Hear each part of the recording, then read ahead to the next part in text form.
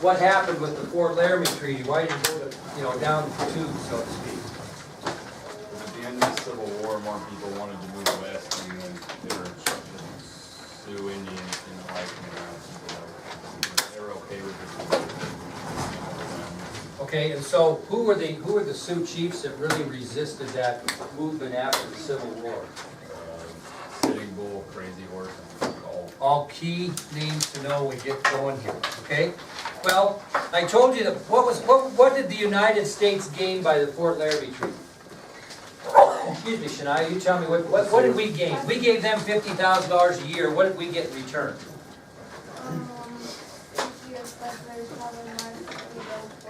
Right, and that's our subtopic today, is the building of forts along the Bozeman Trail. Yep. A little bit ahead, but Red Cloud did end up fighting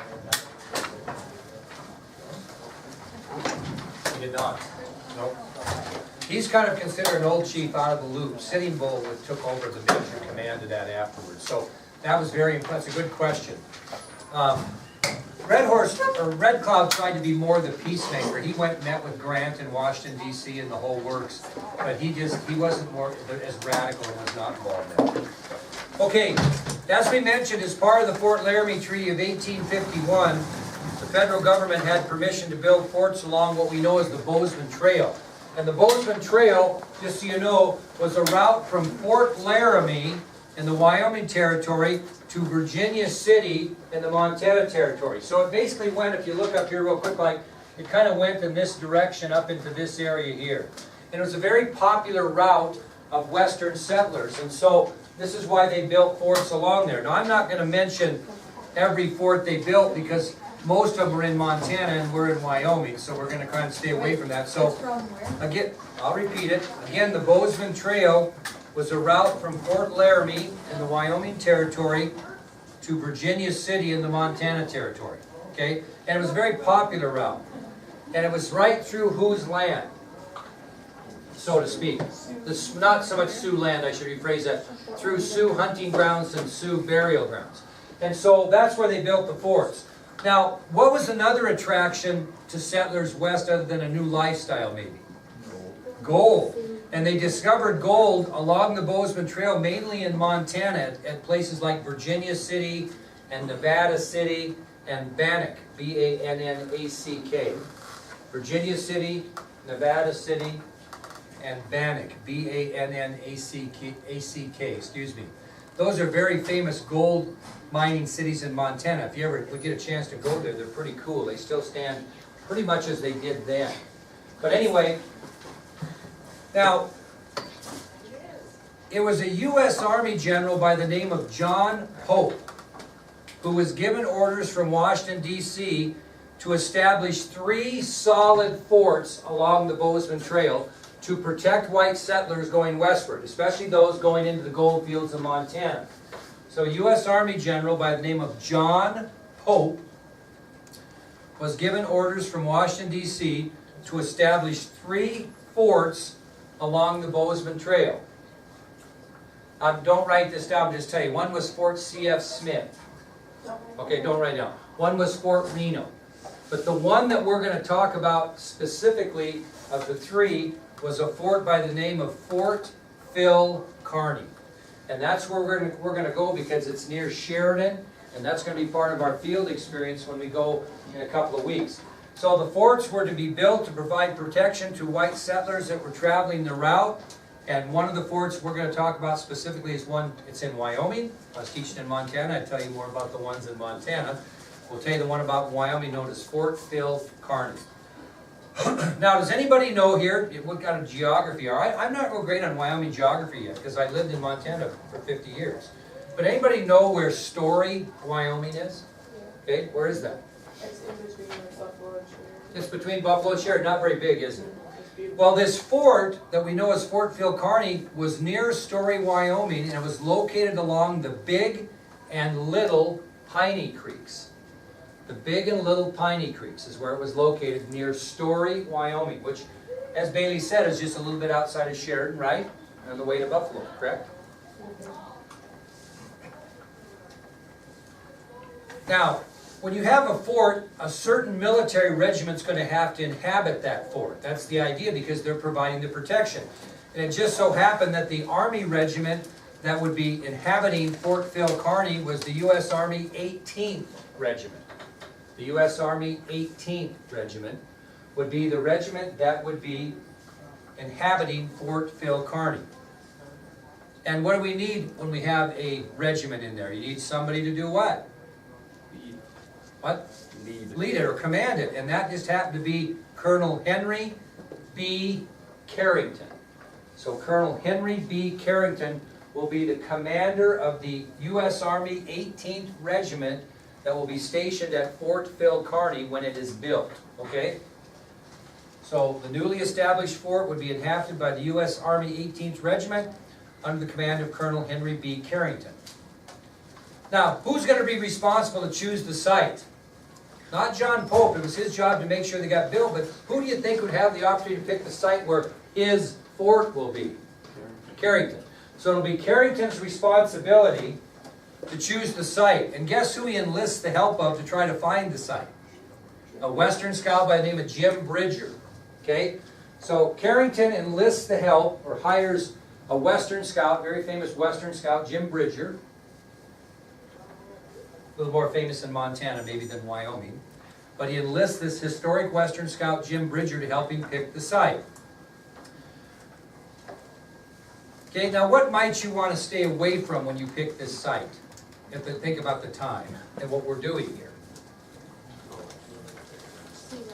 Well, maybe, well, yeah, but because what do Indians become when you get around those areas?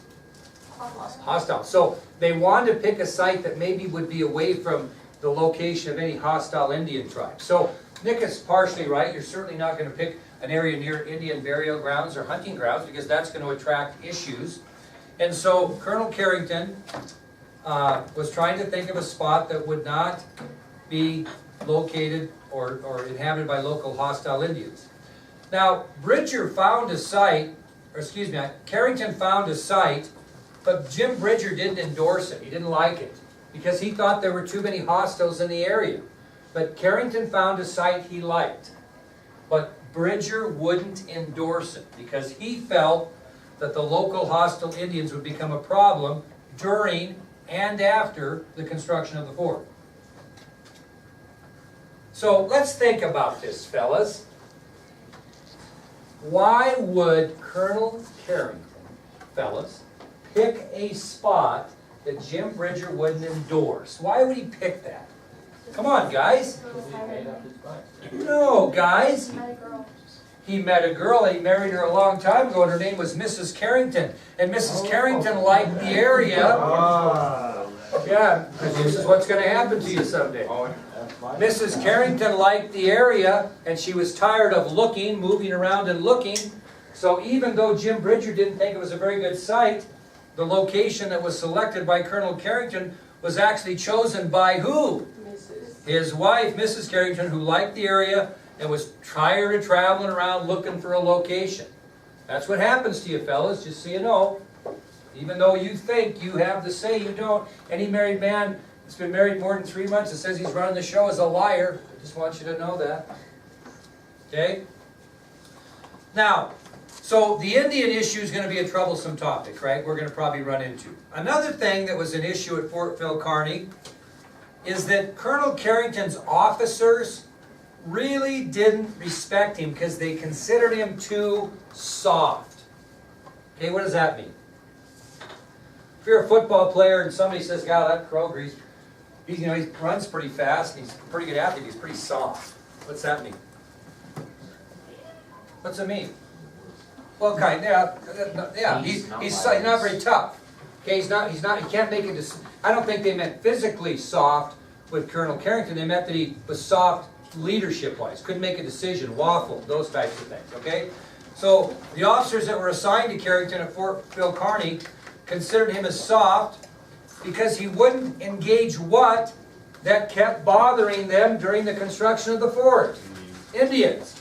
He was kind of a chicken, and he wouldn't engage these hostiles because he believed he was short of both men and horses. And his officers didn't like that. They thought he was a little bit of a wuss, so to speak, as Blaine said, that he would, he should be tougher, he should get out there and get after it. We're the United States Army, for crying out loud. But he didn't really want to engage because he felt he was short of both men and horses and thought he might be overrun. Well, it was in late June of 1866 that soldiers and civilians arrived at the site to construct the fort. Okay? It was in late June of 1866 that both soldiers and civilians arrived at the site to begin to construct the fort. Now, when you get to Fort Phil Kearny, has anybody been there? Is there a huge fort there we're going to see? There is no fort. What are you seeing? The site, because something happened to the fort. And the thing I like about it is when we get done with this lecture, you can in your own mind envision what that fort looked like. Okay? But anyway, they picked the site and began to construct the fort. Now, when this gets done, the population of Fort Phil Kearny is going to be about 450 soldiers, and the rest are civilians, which total to about 600. So how many civilians did you have approximately?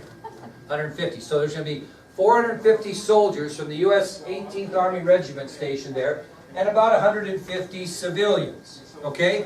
Who are some of these civilians, do you think? What? Women and children of the officers. Travelers are going to be part of that later, but they're going to have people cooking and servants and those types of things. So you're going to have civilians, okay? Now, this construction of Fort Phil Kearny was seen by local Indian tribes as a disruption of their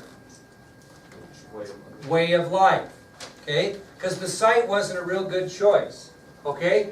So as the local hostile Indians in the area watched them construct Fort Phil Kearny, they saw this as evil. This was a disruption of their way of life. And it was not only hated by the Sioux, but it was also hated by the Cheyenne and the Arapaho Indians as well, who were in the area. So it was not only the Sioux that hated this fort, it was also the Cheyenne and the Arapaho.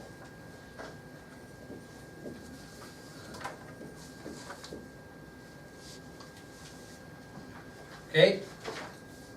Now, what was the fort built out of? From logs from the surrounding area. It's made out of logs from the surrounding area. Very heavily wooded area. Okay? Now, this is kind of an interesting story because each day a soldier had a specific job. This is what they did during the construction. We're talking about soldiers. So during the time they constructed Fort Phil Kearny, each soldier had a daily job of digging a trench 3 feet deep by 3 foot wide by 9 foot long. Every day you dug a trench 3 feet wide, 3 feet deep, 9 foot long. Every soldier. What are they doing with that trench? They're building a trench in the shape of what? And what are they going to put in those trenches? Those logs, straight up and down.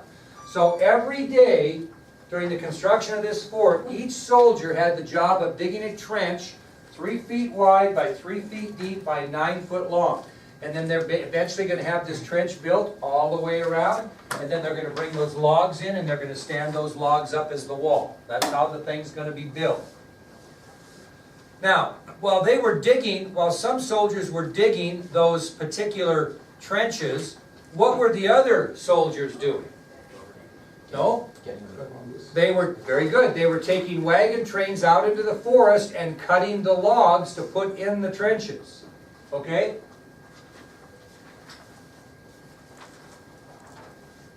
Now, what were some of the other soldiers doing? While some were digging trenches, some were gathering logs, and somebody said this before, a little ahead of the game. What were some other soldiers doing during that time? Protecting those wagon trains, because you could bet they're going to meet what? Resistance from those hostile Indians who do not want to see this fort built. So, during construction, soldiers had a daily job of digging a trench 3 feet deep by 3 feet wide by 9 feet long. Other soldiers were part of wagon trains that went daily for wood in the nearby hillsides, usually under assault by hostile Indians, and they also had support from other soldiers to guarantee the safety of those gathering logs and bringing them back to the fort, and the protection of those who were digging the trenches. because we're in just a big area here. There's no protection, okay? Well, the fort was finally completed, and they had the official dedication in October of 1866. October of 1866. So how long did it take? July, August, September, and October. A little less than 4 months, which is really pretty remarkable to build that fort, because they got there late when? June. So you had basically July, August, September, and part of October. So a little less than 4 months that fort was completed, which was pretty amazing. Really actually was. Now, to give you an idea about Fort Phil Kearny, it covered 17 acres. It's a pretty good piece of land. 17 acres. And it included the following features. So it covered 17 acres and included the following features. What's right in the middle of the fort? What? Flagpole. 100-foot flagpole. Right in the middle of the fort. Right dab in the middle was a 100-foot flagpole. Guess how high the walls were? You know, now think about this. They cut the logs. Obviously, they had to get them 3 feet in the ground. Guess from the ground to the top how high the walls were. 15 feet? 20? I think they were 17 because they cut a log at 20. Okay. 8 feet high. That's it. 8 feet. That surprised me. Hey, when I first went to Fort Phil Kearny for the first time, they have kind of a model you can stand on. I couldn't believe it. But what was the difference? What were soldiers in those days? Shorter. But they were only 8 feet high. That's not very high. I was surprised. They estimated that more than 4,000 logs were used in the construction of Fort Phil Kearny. That's a lot of logs to cut down and haul on a wagon train. Estimated about 4,000 logs.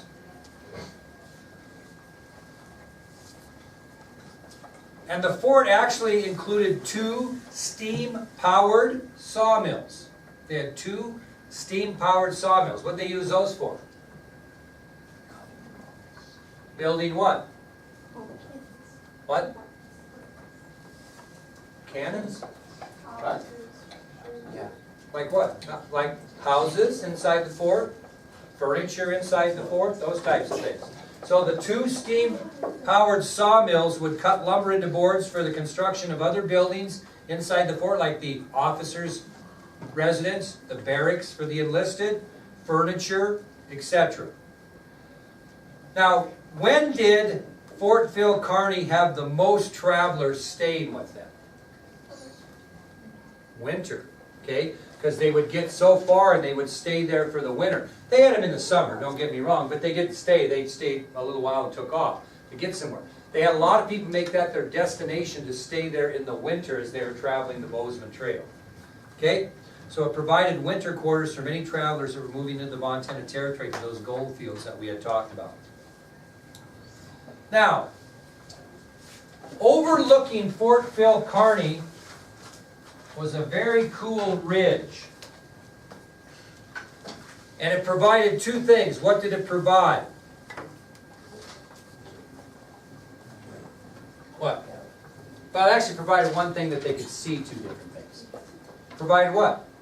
A nice lookout, right? They would climb to the top of it. What would they be looking for?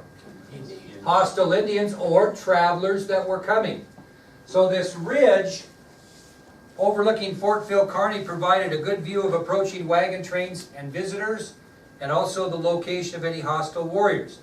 And the lookout spot at the very top of the knob was called Pilot's Knob. Pilot's Knob. It was the lookout, the very height of it. Okay? So you have a nice high ridge, and you're going to have other ridges, etc. around the fort. Okay? So Pilot's Knob was this lookout spot. Now, it's kind of interesting because the difference between what the soldiers ate and how they lived was much different than how the officers ate and how they lived. Foods and conditions for the regular soldiers were very poor at Fort Phil Kearny. Officers lived a much better, more satisfying lifestyle. So there was a vast difference between how you were fed and treated and your accommodations if you were a soldier compared to an officer. Here was the typical meals that enlisted men got. Hardtack on your ID sheet. Anybody know what that is? You've seen it, haven't you? Well, we've all had ate it. it. Do you? Mr. Winkler made it for us. Yeah, it's like a big saltine cracker that has absolutely no nutritional value at all, and it's harder than a rock. Thus the name, hardtack, okay? They drank coffee. They had a little bit of brown sugar. Lard was part of their diet. That seemed incredibly gross to me. Salt pork meat that was left over from what? Salt pork meat that soldiers rationed on when? Civil War. No kidding. So typical meals for enlisted men included hardtack, coffee, a little bit of brown sugar on occasion, lard, salt pork. Much of that was left over from the Civil War. When you eat poorly, what vitamin do you lack tremendously? C. And what happens to you if you don't have vitamin C? You get scurvy. Okay? Now what's scurvy? It's simply a vitamin deficiency disease, and it can result in what? Death. So because of the poor eating conditions, many soldiers had a serious lack of vitamin C, and this lack of vitamin C in a person's body can cause a condition we know as scurvy, which is a vitamin deficiency, which actually resulted in some of the soldiers' death while at Fort Phil Kearny. Now, they did get a treat once in a while. And what happened, they were freshly baked pies. And one of the cooks that was brought in by Carrington to care for who? The officers would bake pies kind of on the sly, and she would sell them to the soldiers for $1 a piece.